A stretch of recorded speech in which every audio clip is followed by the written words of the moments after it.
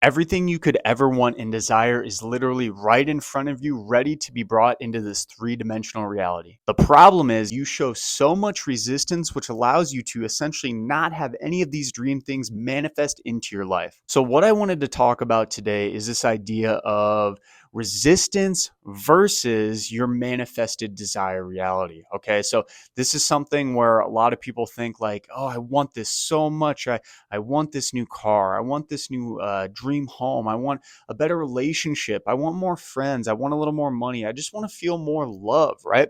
They want all these things, and that is great. Desire is excellent. Desire tells you exactly where you want to go. You need to have desire, because if you don't have desire, you're going to be sitting in a place of true contentment, but contentment to the place where you're going to start feeling resentful because people are getting their desires and I'm not getting my desires, right? I may be happy, I am content, but I still want more. And that's the big thing here. We want to be grateful for the situation we're in, but we always want to strive for more, strive for better for ourselves. That's the name of the game when it comes to being a human being on this planet, or any being, any nature, all these different things. Okay.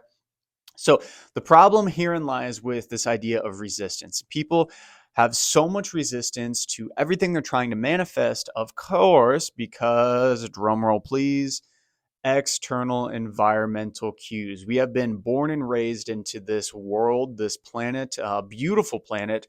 But unfortunately, a lot of individuals are separate from this idea of being a spiritual individual, a spiritual entity living a human experience. And because of that, they're so preoccupied with how they feel on this planet. Okay. They think that they are their body, their man, their woman is everything, that this is real, this is everything.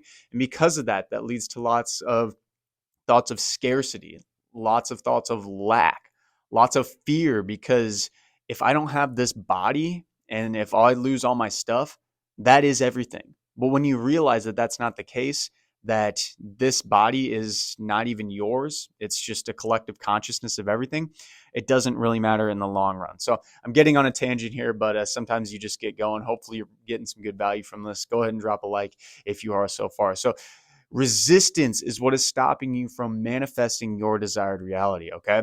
So the thought experiment I want you to do today is, how much of your waking day are you constantly thinking about your manifestation in a positive way?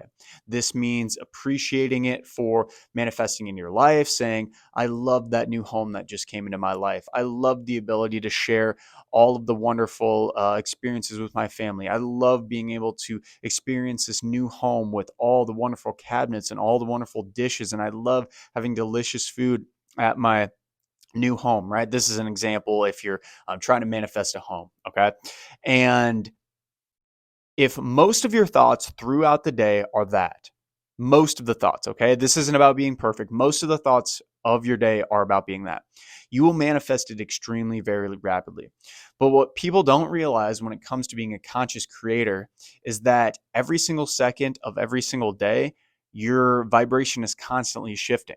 So if you are literally not thinking every single second of every single day about how you want love, how you want your new home, how you want, etc., XYZ, you will not manifest that into your given reality. Okay.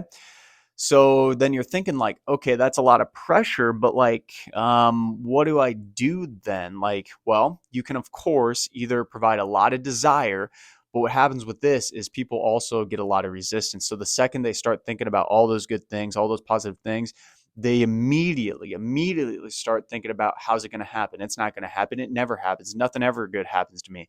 And then they start the downward spiral. Okay. So we need to make sure that most of our waking day hours are focused on the desire of the thing, focus on already having it, being grateful for having it, loving that we have it in our life, and trying to limit the overall discrepancies of having those feelings of lack. Okay.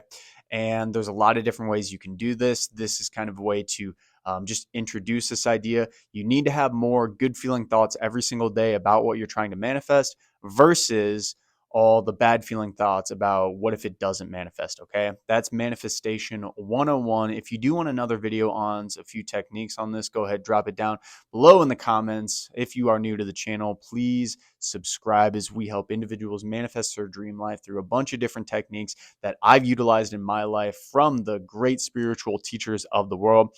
And once you're done doing that, feel free to check out this video right here talking all about how I healed my entire body from nerve pain, stomach issues, chronic fatigue, all with the use of manifestation techniques. So you'll really enjoy that one if you're going through any bodily pain, any bodily injury, anything like that. I think you'll appreciate it. So see you next time.